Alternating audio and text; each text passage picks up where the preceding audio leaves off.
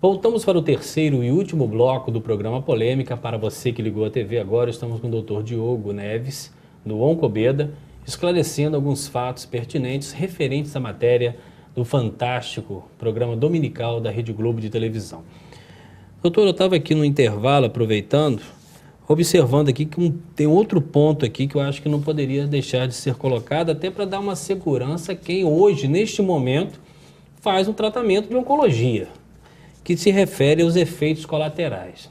Eu sou um leigo e sei que qualquer remédio pode causar um efeito colateral, mas estamos falando de uma doença grave, de uma doença de necessidades urgentes de tratamento, com certeza também vai ter efeito colateral. E aqui foi citado possíveis efeitos colaterais. Quando eu falo possíveis é porque a gente não tem a denúncia em mãos, então tem que ter muito cuidado em respeito às pessoas que foram entrevistadas e também em respeito à empresa. Mas os efeitos colaterais são citados aqui como uma possível queimadura e outros efeitos. Como é que você explicaria isso? Não só por causa da matéria em si, mas também para tranquilizar as pessoas que nesse momento estão nos assistindo e fazem, infelizmente, um tratamento de câncer. Os efeitos colaterais em qualquer modalidade de tratamento, eles existem, né? Você não pode operar um tumor na barriga sem abrir a barriga, né? Então, existem coisas, situações que são inerentes ao procedimento. Primeiro, eu gostaria de tranquilizar as pessoas, porque da forma que foi colocado, parece que, assim, que as situações ocorreram totalmente fora de uma situação existente. Um contexto. Né, fora de um contexto. A maioria dos pacientes tolera bem os tratamentos, tolera bem a radioterapia. Mas, não, assim, de cada 100 pacientes, 1 ou 2 vão apresentar efeitos colaterais, alguns importantes. Isso não sou eu que estou dizendo. Quem está dizendo isso são os livros de radioterapia, tanto que está descrito isso. Né? Você não tem como evitar completamente um efeito colateral. Nem na radioterapia, nem na quimioterapia, nem em qualquer outro tipo de tratamento. Você faz o possível, dá os meios possíveis para que aquilo não ocorra, mas você não pode garantir que aquilo vai ocorrer. Então eu entendo que quando você coloca um efeito colateral descrito pela literatura médica como vamos colocar assim, um acidente, você está gerando um grande desserviço para a população. Tanto físico quanto psicológico. Você está desinformando. Cabe ao médico que vai aplicar o tratamento explicar os efeitos colaterais. E os efeitos colaterais, muitas vezes, assim, o paciente vai ouvir de você, ele pode, assim, ele vai pesar, na verdade. O que você tem que pesar numa decisão de um tratamento? Você tem que pesar o que você ganha e o que você perde, né? O que você ganha, certamente, tem que ser maior do que o que você perde, porque senão não vale a pena, né? Você vai fazer uma quimioterapia, dependendo do tipo, vai cair cabelo, mas eu vou aumentar minha chance de cura em 10%. Você tem que me dizer. Você, paciente, vai me ajudar na decisão. Entendeu? Você quer passar por essa situação de cair cabelo, de ter enjoo, você quer passar pela situação do seu sistema imune talvez ficar um pouco mais fragilizado, isso tudo é discutido com o paciente, entendeu? Então, assim, eu acho que assim, banalizar essa situação cria um clima de pânico entre os pacientes. Hoje mesmo, eu estava atendendo hoje à tarde, teve uma paciente que eu toquei no assunto de radioterapia com ela, doutor, radioterapia não, porque radioterapia, depois da matéria de ontem, assim, isso cria uma sensação... E coloca em risco até alguns tratamentos. Uma sensação de insegurança em pessoas que já são inseguras, já estão inseguras, entendeu? Então eu acho que isso não... Potencializa, né? Eu acho que isso não foi abordado de uma maneira correta, no meu entendimento como médico, tá? Não estou falando nem como representante de hospital, mas como médico eu penso dessa forma. Eu acho que as coisas não deveriam ser dessa forma, ditas dessa forma. Né? Doutor Diogo, outro assunto que é importante e é correlato ao que a gente está discutindo é a possibilidade do fim da cobaltoterapia, né? Uhum. E parece que é uma ideia que está sendo estimulada também pelo Ministério Público Federal. O que você acha disso? Na verdade, a substituição, né, da cobaltoterapia pela... Olha, eu acho que é o ideal, né? Eu não vou discutir tecnologia, não vou discutir uma tecnologia dos anos 70 com uma tecnologia dos anos 90. É óbvio que a tecnologia dos anos 90 apresenta vantagens em relação... Inclusive a sobrevida do paciente. Depende da situação, Cláudio. Nem sempre. Nem sempre que você usa a radioterapia, você tem a intenção de curar. Muitas vezes você está usando a radioterapia para paliar um sintoma, para diminuir a dor do paciente, para gerar mais conforto para ele. Nem sempre o objetivo é curar. Isso acho que não fica muito claro, às vezes, para as pessoas. Então, o ideal seria que todos os locais tivessem um acelerador linear. Mas antes da gente falar de tecnologia, eu acho que a gente precisa falar de acesso, né? Num país que você vê que as pessoas não têm acesso a coisas básicas, onde falta gaze, falta fio cirúrgico, falta luva, material de esterilização, as pessoas demoram 7, 8 meses para fazer uma mamografia, isso mata. Isso mata muito mais do que um acelerador linear, uma cobaltoterapia. Isso realmente faz diferença na vida dos pacientes. Então, eu acho que a gente tem que discutir o que realmente causa os danos, o que está causando dano ao nosso sistema. Porque, assim, na verdade, a gente quer discutir tecnologia de radioterapia. Tem estados no Brasil que não tem sequer um acelerador linear, que é exclusivamente dependente de cobaltoterapia. E aí, vai fechar? E aí vai fazer o que com esses pacientes? Eu acho que antes de discutir, teria que estar discutindo a saúde preventiva, né? Pois é. Não só isso, dados da radioterapia mesmo, você sabia que 90 mil pessoas por ano necessitam de tratamento radioterápico e não sequer têm acesso ao tratamento? Não. Isso são dados da Sociedade Brasileira de Radioterapia. Né? Você sabia que para você montar um acelerador linear, isso aí demora em torno de 3 a 4 anos? Não. E que para você montar uma equipe para trabalhar no acelerador linear, você tem que ter dois radioterapeutas, 2 físicos, enfim, uma equipe grande e que o Brasil hoje não forma a quantidade suficiente de pessoas para atender essa demanda. Quer dizer, a gente vai trazer esses profissionais da onde? De Cuba? Não sei. Então, acho que a chegada de pacientes continua não para, né? Assim, o ideal é realmente isso. Quisera todos os lugares terem um acelerador linear. Eu acho que isso aí seria ótimo, seria o melhor dos mundos. Né? E a gente sabe que isso é realidade em alguns lugares. Você morando num grande centro, ninguém vai falar com você de fazer cobaltoterapia. Ninguém vai te propor isso. Os cobaltos dos grandes centros já estão fechados, porque a concorrência natural, né, o processo natural eliminou eles. Migrou, acabou. Isso vai acontecer em todos os lugares. A cobaltoterapia, a tecnologia da cobaltoterapia está fadada a desaparecer. Doutor Diogo, eu acho que, aproveitando a sua presença aqui, vamos falar um pouquinho dessa crise nacional que pode também estar afetando os hospitais no Brasil, que aí também indiretamente afeta também os tratamentos. O que você pode passar para a gente de informação com relação aos hospitais? Essa crise econômica tão alardeada, ela tem também causado efeitos negativos nesses hospitais e, por consequência, na estrutura deles de oferecimento à população? Certamente, a crise é real, né? Acho que quem duvidava de crise, assim, que pensava que não existia, acho que está mudando de ideia, né? E a gente vê e sente isso na pele. A gente vê as estruturas aqui de Campos, do Estado, do Brasil, entrando em colapso. Né? Os hospitais universitários, até a matéria do Globo, foi muito bem feita até a matéria, eu gostei que eu acompanhei no jornal hoje, falando sobre os hospitais universitários que estão em estado de penúria. Né? Não consegue atender, não consegue ensinar o aluno que está lá para aprender. Né? Então, assim, não dá assistência e nem informa o novo médico. Né? Em relação aos hospitais que trabalham com alta complexidade, eu posso dizer que a gente vive com constantes atrasos por parte do Ministério da Saúde. Né? Constantes atrasos de repasse. E a gente se vira para resolver isso aqui. Eu sei que nem todo mundo tem a mesma, assim, tem o mesmo molejo para se defender dessa situação. Né? A gente vê que tem hospitais no Rio, hospitais de referência de câncer, onde está faltando remédio. Não tem nem remédio para você dar para o paciente, você prescreve, não tem. O paciente precisa daquele tratamento e não tem. Então, assim, a crise econômica, ela vem prejudicando demais tanto a saúde pública quanto a saúde suplementar. Tá? A crise impactou no orçamento das famílias. Cada vez menos pessoas têm condição de arcar com um plano de saúde.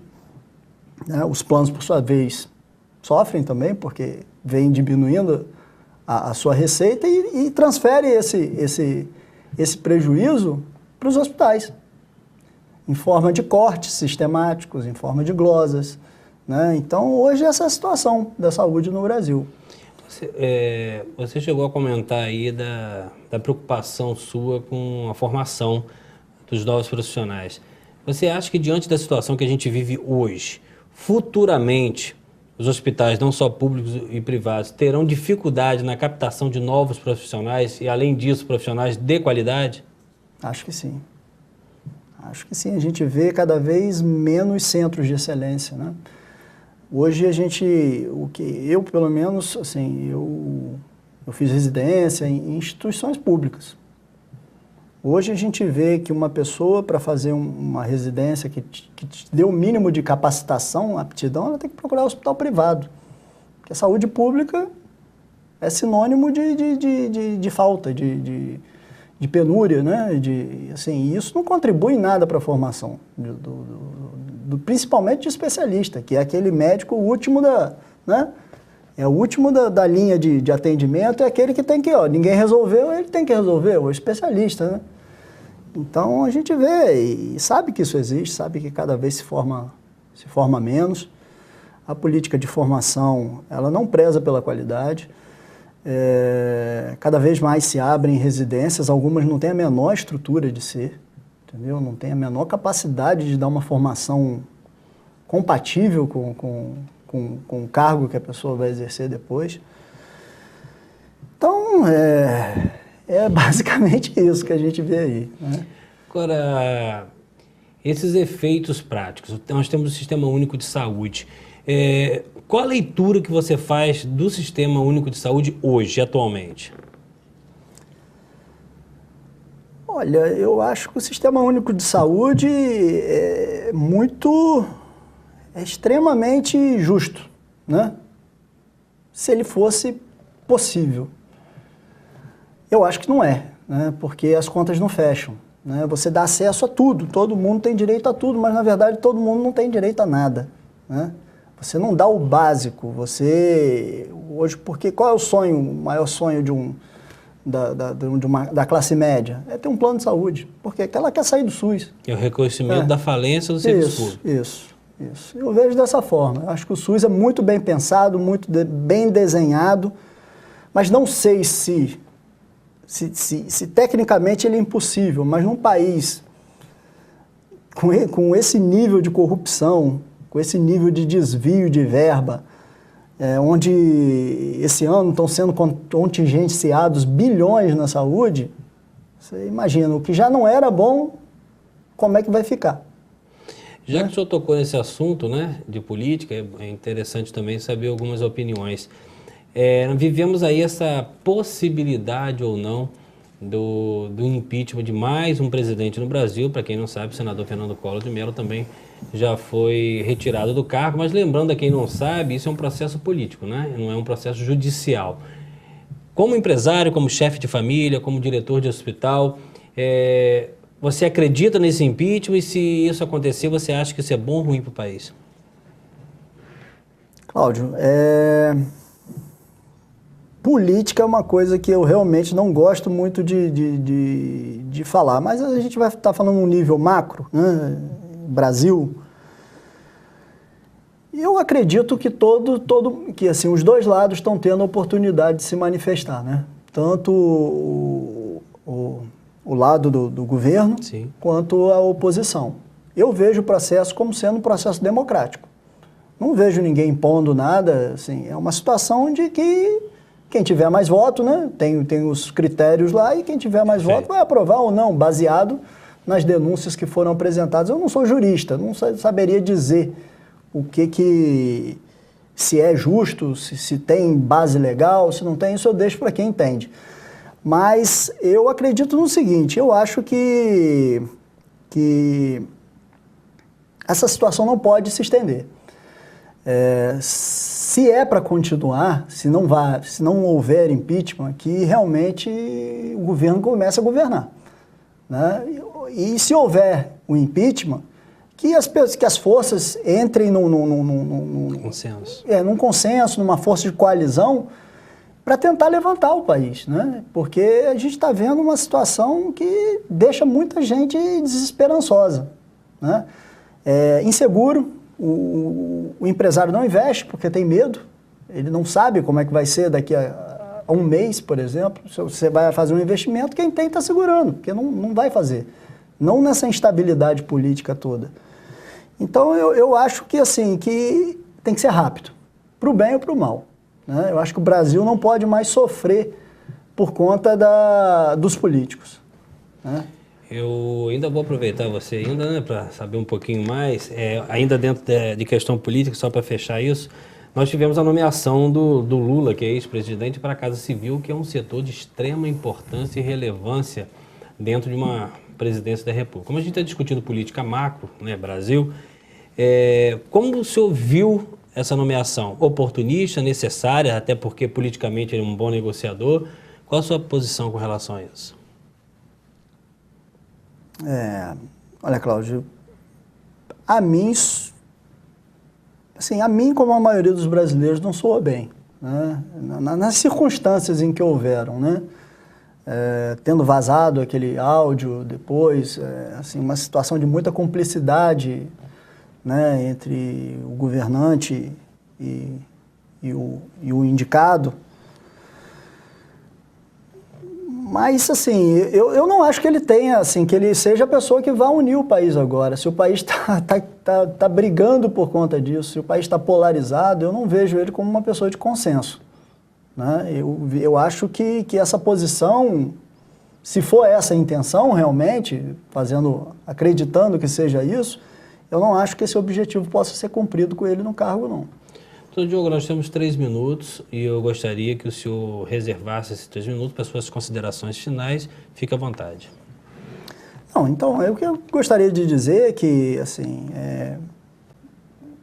o hospital, o Grupo IME, é um grupo que está presente aqui na região há mais de 40 anos, né? Nós sempre primamos pela medicina de qualidade, nós sempre estivemos buscando trazer para essa cidade inovações, trazer tecnologia, né? Trazer capacitação, buscando realmente investir na nossa cidade. Nós somos uma empresa genuinamente campista, né? A gente trabalha e a maioria não, vou dizer que todos os nossos investimentos do grupo estão em Campos. E eu acho muito, muito importante que pessoas, que outros grupos, eu fico feliz de ver que existem outros grupos que também alcançaram esse nível de destaque em outros ramos também. É bom a gente ver que a nossa terra dá oportunidade para a gente, né? E a gente tenta retribuir isso para as pessoas, através de prestação de serviço. Não estou falando de dar nada de graça, porque não é de graça, a gente recebe por isso. A gente simplesmente presta um serviço que seja digno às pessoas, né? Então eu acho que isso é fundamental. Eu vejo outras pessoas que agem da mesma forma e eu acho que a gente tem que se orgulhar disso, né? Em relação a denúncia, essas coisas, sempre vai haver problema, sempre. Amanhã talvez eu tenha outro problema, né? A gente não está aqui, assim, sem desmerecer, mas a gente não está vendendo pipoca, né? A gente tem um negócio grande, que envolve muita gente, envolve famílias, envolve funcionários. Então é uma responsabilidade muito grande para a gente. E quando a gente vê acontecer uma coisa dessa assim, o mínimo que a gente tem que fazer, não só por nós, mas por essas pessoas, é vir aqui e explicar o que está acontecendo. Porque isso, por mais que seja assim, que uma pessoa que está em Curitiba ou em São Paulo tenha visto, amanhã ela esquece, né? Mas aqui não, isso tem repercussão local. Então acho que as pessoas têm que ter consciência disso. Tem que ter consciência e colocar a mão na cabeça e ver se realmente é isso que elas veem, se é dessa forma que eles veem um grupo, né? Se esse trabalho que a gente faz aqui, se ele é dispensável. Entendeu? Se as pessoas acham realmente que o nosso trabalho na saúde é dispensável. Porque se for, assim, a gente não pode também nadar contra a maré, né? Mas eu acredito que a gente está no caminho certo e que essas dificuldades sempre vão aparecer e eu acho que, assim, quando a gente tem um ideal, que a gente pensa numa coisa à frente e consegue prospectar isso, eu pelo menos consigo enxergar onde a gente pretende chegar em termos de saúde pública, né? Quando a gente tem um ideal, a gente tem que seguir até o fim. Né? E eu venho aqui hoje mais para falar em nome das pessoas, da minha equipe, dos colaboradores do hospital. Vi falar que a gente está aí, que a gente vai lutar até o final e que no final a justiça vai aparecer e a verdade vai aparecer. Perfeito. Estamos terminando mais um programa Polêmica aqui com o Dr. Diogo Neves e até a semana que vem com mais um entrevistado.